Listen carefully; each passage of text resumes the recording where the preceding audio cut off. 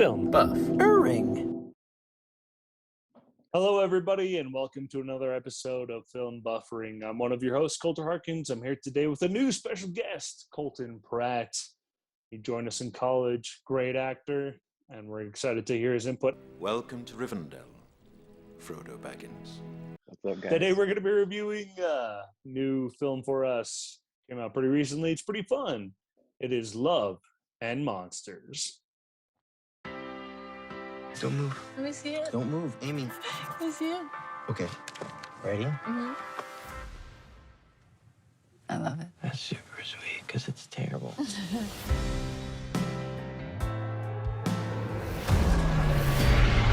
my God. Where have you been, Joel? Amy, I love you. I'm gonna come find you. The day of the monster uprising was the day I lost everyone. Only a small fraction of humanity survived to move underground. I've been scanning for Amy the entire time. And now I finally found her. Joel. Hey. Joel. Amy, is that you? Oh my God. Hey. How far away is Amy's colony? 85 miles. It's an impossible journey. Everyone will try to kill you. Don't fight. Just run and hide. Okay. You really got me going. You got me so I don't know what I'm doing. You all alone? Me too. You don't have to talk about it. You got me now. You wanna come with me? So I can't sleep at night.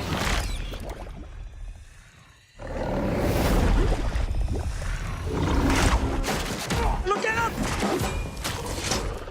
Is that a samurai sword? Yeah, it is. Yes, it is. Listen to your instincts out here, man. What if I have terrible instincts? You'll die. Super encouraging speech. You made it all this way for a girl, huh? You ever hear the term fool's errand? Amy, I miss you so much. We have lost this war. We could still take our world back. You're more of a survivor than I thought.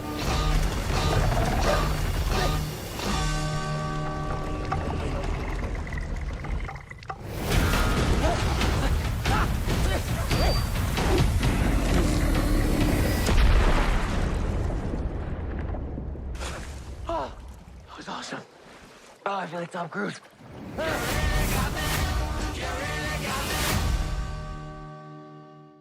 Well, that looks like a lot of fun. I don't even know what that's about. Alex, can you give us a little info about what this one is, who's in it, Yes. and all that good stuff? 7 years after he has survived the monster apocalypse, lovable, hapless Joel leaves his cozy underground bunker behind on a quest to reunite with his former girlfriend. Starring Dylan O'Brien, Jessica Henwick, Michael Rooker, and Dan Ewing. Well, he doesn't really star in it. And Ariana Greenblatt is more of a starring role. It was directed by Michael Matthews, who also directed nothing. A bunch of movies that A bunch of movies, but nothing that I've ever seen. Nothing. The word is nothing, not nothing. There's an ing on the end of it. Nothing. All right, Colton, this is your first time on the show. What did you think about this movie? When you told me about it, Colter, I'm not going to lie, I didn't think it was going to be too great. Just because the title Love and Monsters sounds like a, I don't know, kind of cheesy C-list film to me. Don't judge a book by its cover. Yeah, so when I watched it, I was actually pleasantly surprised with not only the fun story, but also the acting, especially from the lead guy who played what was the name of the character? Joel, I believe. Joel. Yeah, Joel. I really liked him. I hadn't seen anything that he did before, so I looked him up and I saw he did Maze Runner or something like that. I don't know if he was good in that or anything, but I really loved him, and I haven't watched all 3 Maze Runner films? I haven't watched a single one of them. Neither have I. Yeah, it was a fun love story. I enjoyed it. It was kind of I would describe it as an apocalyptic romance film, kind of. Yeah. Yeah, it's a good assessment. Alex, what did you think about this one? Yeah, I also enjoyed it. I also enjoyed Dylan O'Brien's character in this. Same, but different. But still same. I think that in a lot of ways it was a pretty simple, pretty simple story. But I mean, and there's all obviously been like monster movies done, and it wasn't really anything new, but they did it in kind of a more of a fun way that I've ever seen before. With like the monsters were super fun and not like terrifying, but they're just like versions of animals we already know. So like the frog would popped out of the pool, and you weren't like, oh, a weird monster. You were like, oh, what a weird frog. So I just liked how they did that. And then there were some scary ones like the millipede and the I think it was a who's leech. not afraid of a millipede? They're freaking weird creatures. Well, a giant one too, and they're not just like it's not just like a giant frog. It's like some weird like a nuclear fallout version of a frog. So they were just really fun monsters. And then I also enjoyed the girlfriend aspect was okay, but I really enjoyed the dog, and I really enjoyed the two friends that he kind of found on the way. Specifically, the little girl was pretty boss. Yeah, I would say my take kind of going into it, I didn't know for sure what I was getting into. This is the first movie. I don't know if this was a good thing or a bad thing, but I feel like the narration almost exceeded the performance in some ways. Like I don't know. This is my take on it. I thought that he did such a great job with the narration and the humor in that what he did on screen kind of fell flat for me, which was a little bit weird. I didn't know how to feel about that in any way. So it was a little bit weird for me. Yeah, Michael Rooker and Ariana Greenblatt's characters, the two sidekick characters that come in, so good. Completely outclassed everybody else in this movie. I have to say, as actors, they were so good. Rooker's been around forever. He's a great actor, and Greenblatt was in I'm pretty sure she was in the Bad Moms movies, which if you haven't watched them, pretty fun. But she's super funny. She's a super talented young actress. She's got a great sense of humor. Rooker is great and dry as always. They added a lot of spice to the middle of the film when it could have easily fallen flat, but I think that was a good choice directorially to have people that we don't know as well, and then have a couple really good character actors to elevate the film in the middle of it and keep us engaged when something where lesser actors or characters would have kind of brought the film down.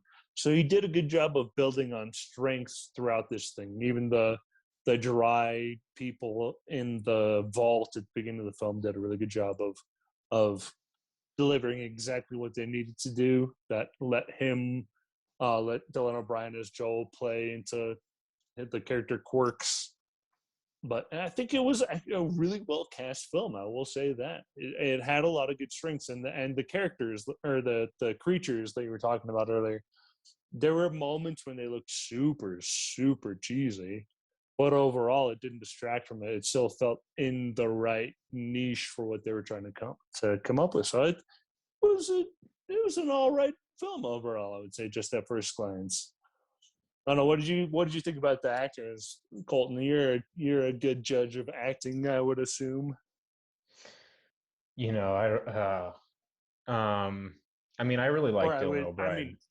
That I would say you have very strong opinions about actors. Yeah, and I not as much anymore. I don't watch as many new films as I used to. And Alex, I'm sure you'll fall in this too with your little boy. You won't stop squirming. You're holding it wrong. Watch its head. This is honestly one of the newest like live action things I've seen in a little while. Yeah, I watched Bambi today, so yeah, keeping up with the greats. Yeah. So it was fun to, I haven't seen anything new and it feels like forever, but I was pleasantly surprised at what Dylan O'Brien did. I honestly didn't think that the narration was better than his performance. I think he's a pretty good physical actor. I felt like he was good at embodying all of the different states that he was in, whether it was the kind of cool like thing that he had. His disability was that he'd freeze whenever he was scared. There's only one absolute. Everything freezes. Right. And I thought he did such a great job of kind of showing like how impossible it was for him in those moments to move. You know, you could see his eyes getting watery and him like really kind of twitching, not being able to speak. And I thought he did that in a very believable way.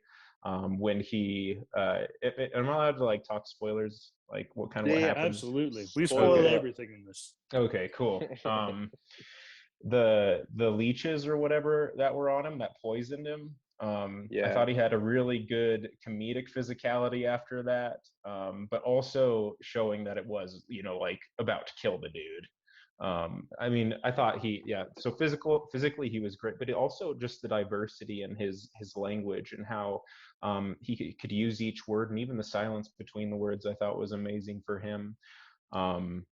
I thought that everybody else did have a role, kind of like you were saying, Colter. How, you know, like the people in his first, what do they call them? Like his colony, his I think. Bunker or colony or whatever they call it. Yeah. Yeah, the first colony, I mean, they all had a very specific role, and it was basically just to be the straight man and point out how bad this dude is at surviving in an apocalypse. And I think they did that fine. They didn't have too much to do. I think you're right about the two characters, the people that were living above ground that you meet later. Clyde and Minnow. Those are some great names. Yeah, I only knew Clyde from watching Walking Dead, and I'm like, this guy, I mean, he's an apocalypse guy. And the girl was so hilarious. Right. She knew how to hit jokes really well, and almost every line felt like a punchline with her. Yeah, seriously. They made me think a lot of that whole like section actually made me think a lot of Zombieland. With Abigail Amy Breslin. With Amy kind of being the Emma Stone character that you don't really see though, but the relationships were all very similar, but like so I thought that was kind of interesting. And then afterward you kind of meet probably the worst performances, where you kind of have the really cheesy over the top elderly people. You know, like kind of made me think of what's the newer one, Charlie and the Chocolate Factory. Altogether we're 381 years old. It made me think of all the older people in the bed where Charlie's living, you know. I didn't like their performances. I didn't think the people who ended up being the villains at the end, I didn't think they were that great either. You could have cast almost anybody in those roles, really. Not only the performances, but just the characters themselves, the like pirate characters. I hated. I just didn't like that whole last like 15 minutes of the movie. I was like, okay, this movie kind of like, it was going really well, and I still think it turned out to be a good movie, but that movie that part of the movie definitely ruined it. Yeah, ruined it in a way. The fight sequence, I was like, you had some great moments in that, and some just really cheesy moments. Because it felt like we've talked about tone in this podcast before. When you hear the tone, the time will be 7:37 and 1/4. The tone of a film. When you hear the tone, the time will be 7:40. Trying to match the tone throughout. When you hear the tone, the time will be 7:40 and 1/2.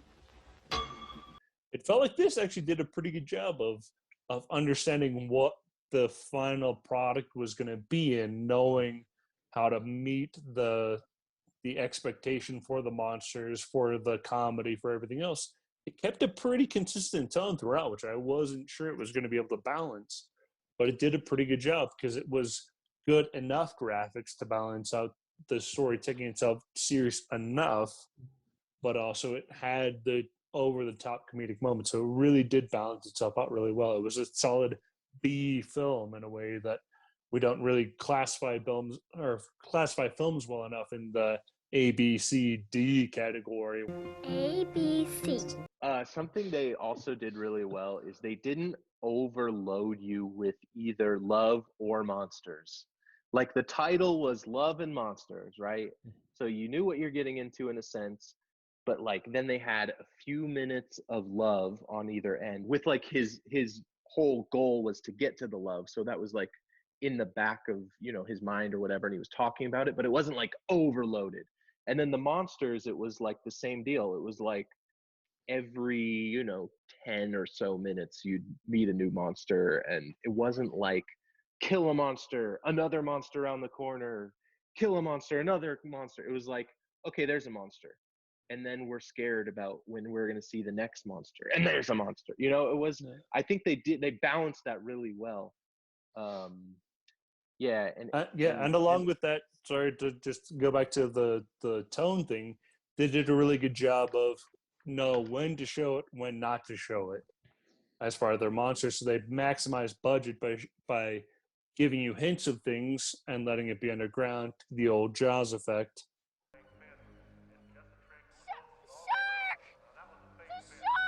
Maximize what you have, not what you don't. And so they did a really good job of hiding the monster for as long as they could until they had to reveal it. And so then they could maximize budget, and we're going to only have a few frames of the actual monster that you're going to see and put all the CGI or whatever budget into that. And then most of the time it's just the hint of the monster. And I think that's just smart filmmaking choices. The only scene that I didn't really like with the monsters was the one where he blows the monster up with the grenade. Because that was the one time where I was like, what earth animal is this? Because every other animal felt like a earth animal. Leech that could burrow underground at high speeds, like a shark and had shark fins and a giant set of mandibles. But I know you didn't like the monster itself, but you have to admit it was a pretty tense scene, especially when like that was the scene where like the dog was like trying to bark and he was like holding his mouth shut. That was tense. Yes, it was a well-crafted scene in that sense, or like well-acted scene in that sense. But it was just the one time that I was like, but everything else was so grounded in some sense of reality of like, there's a slug, there's a toad, there's a crab, there's all these real-life creatures that have been radioactively created into these mega monsters. But then this one thing that's like, there's no natural ground. Is this an earthworm? Like, what is this thing that suddenly has teeth and tentacles and all kinds of things going on and can burrow through the ground at high speed? It just was, that was the one thing that I was confused by, why they chose to create this weird monster that didn't really have grounds for it. Good scene, but it was just a weird choice in that sense to me. And the monsters were they were all like either bugs or like smaller animals. I was wondering, like, because I'm sure in the ecosystem of these monsters, like the things that would rule would be the apex predators that are now, you know, even bigger, like where are the wolves or the deer or anything like that. They did make a reference at the beginning of I don't know. The apex predator deer. Apex deer.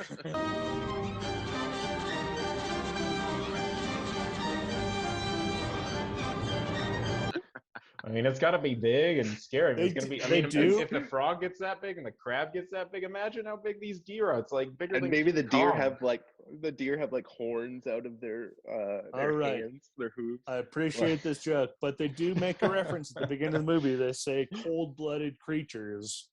Oh, they say the cold-blooded creatures are affected by the radiation. So they set that precedent early on in the narrative of the film. Otherwise, it could have happened to like the humans too. Maybe that's why they did that. I was gonna. So that's how they specify it. They just say cold-blooded creatures. Although I don't know whatever this thing that they are advertising the movie with. Can you answer this then too, Colter? Could it be cold-blooded?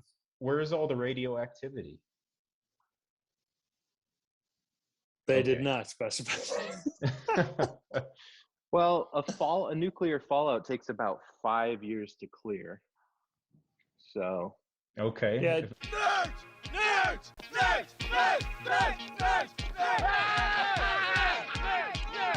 And all the people the people that survived are in fallout shelters, so in that sense, they wouldn't have been affected. You don't see any warm-blooded creatures on the surface of the earth, so maybe they all got killed off. So that Except does the dog. justify. Except for the one dog. Except Boy, who I'd like to animals. point out was a good boy. He was a He very was good a good boy. boy. Good boy. Boy? Is that your name? Boy?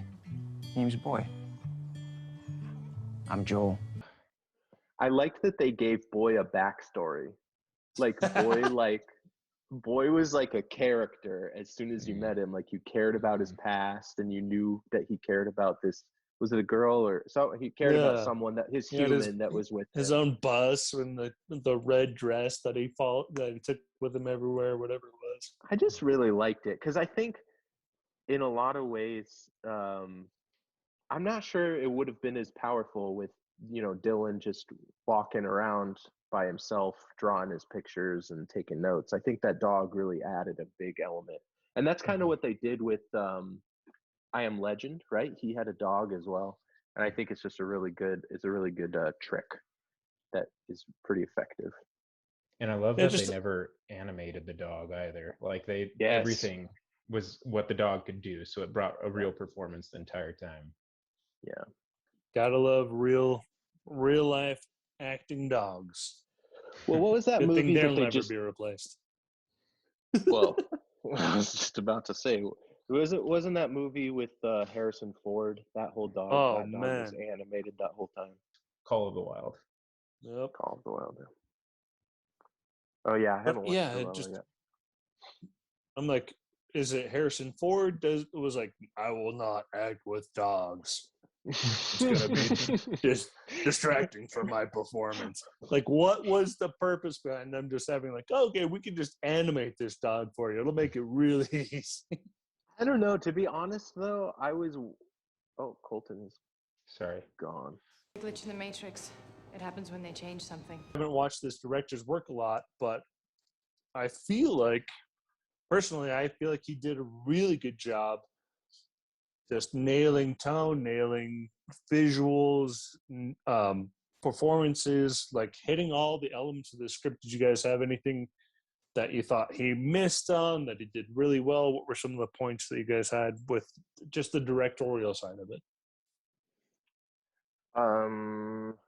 Yeah, I mean, we got to go back to that end, that like last few minutes. It just felt real flat. Like the performances were so, I don't know about over the top, but they were just cheesy. They were just like this Australian pirate guy and his little crew that are so obviously there to mess over this other camp. And they have a giant crab, and it's just, I don't know.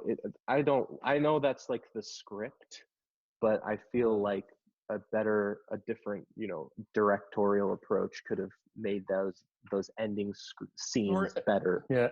And then they're like, oh, we've got this super creature and it's going to eat everything. And then a crab walks out. And you're like, a crab? Like this? Like, okay. I mean, and it didn't even walk sideways like crabs do. So come on.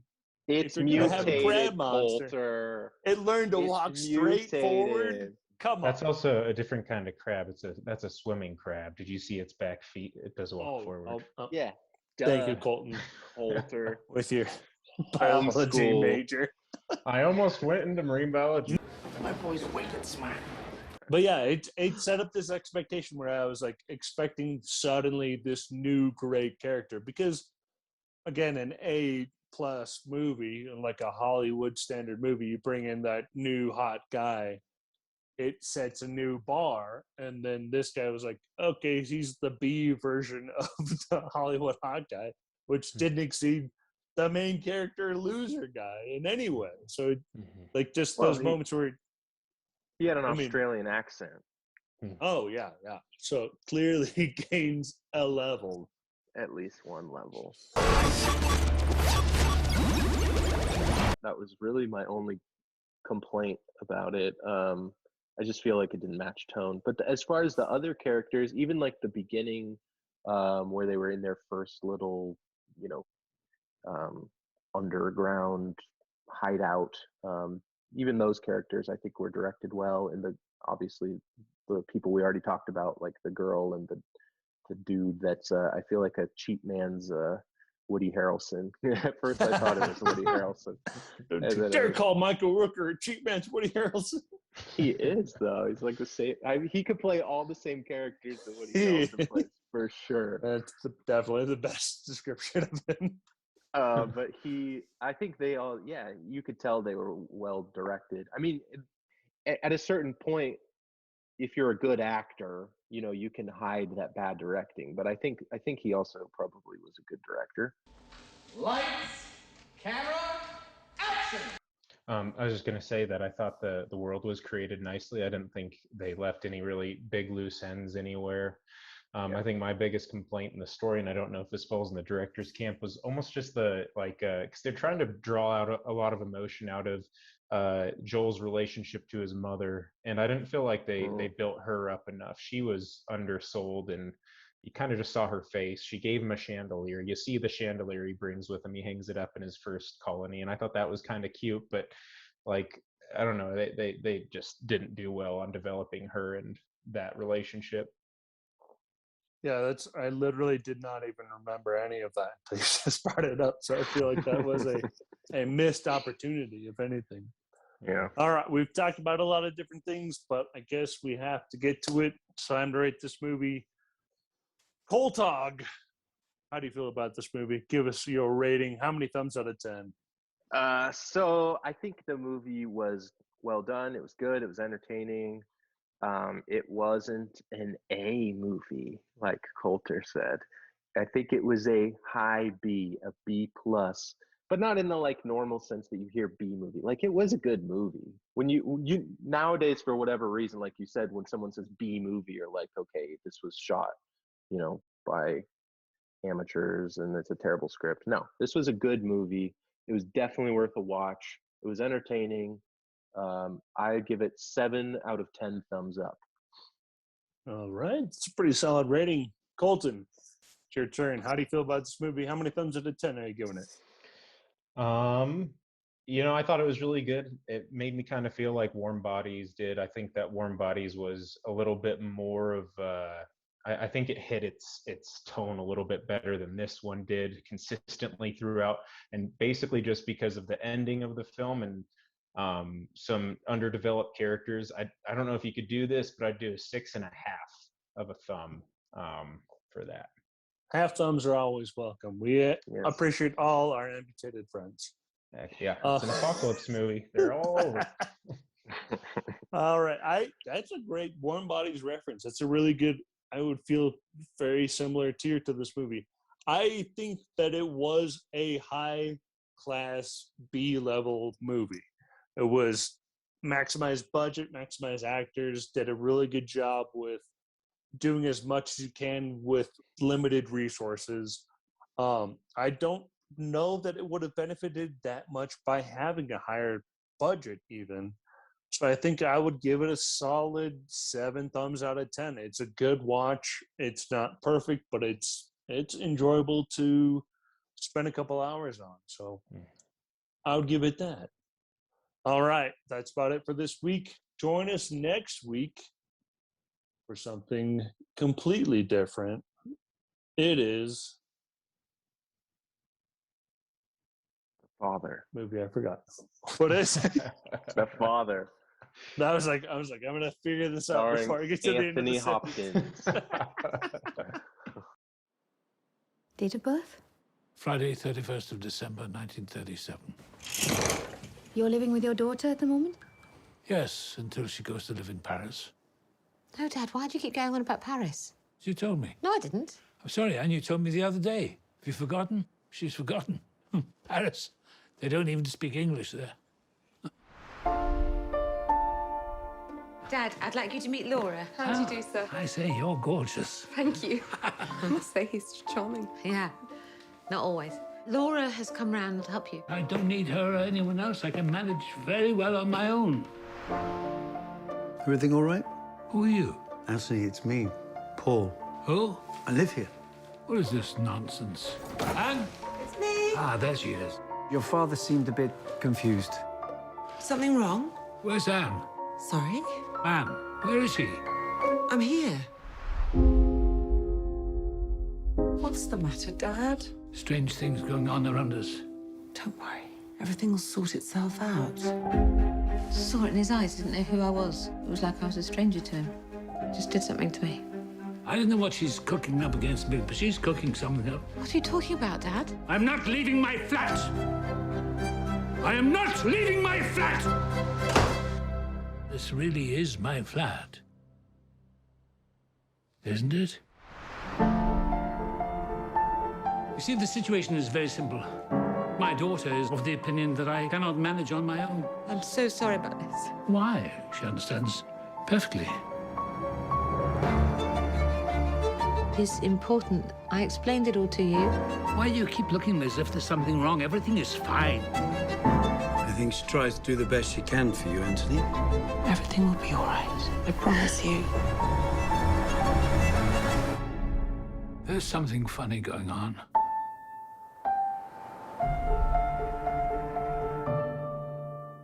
Oh, man, I'm really good at my job. Thank you guys so much for joining us. And we hope you come back next week. Thank you, Colton, for giving us your time. We enjoyed having you with us, and we appreciate your insight and expertise. We'll see you next week, guys, ladies, and everybody else who watches us, and have a good week. Bye-bye. Goodbye, so soon, and isn't this a crime? We know by now that time Adieu. knows how Auf Wiedersehen. Arrivederci. Farewell. so soon. Bye-bye, Basil. Separate way. With time so short, I'll say so long and go. So soon, goodbye. Film buff. Ring.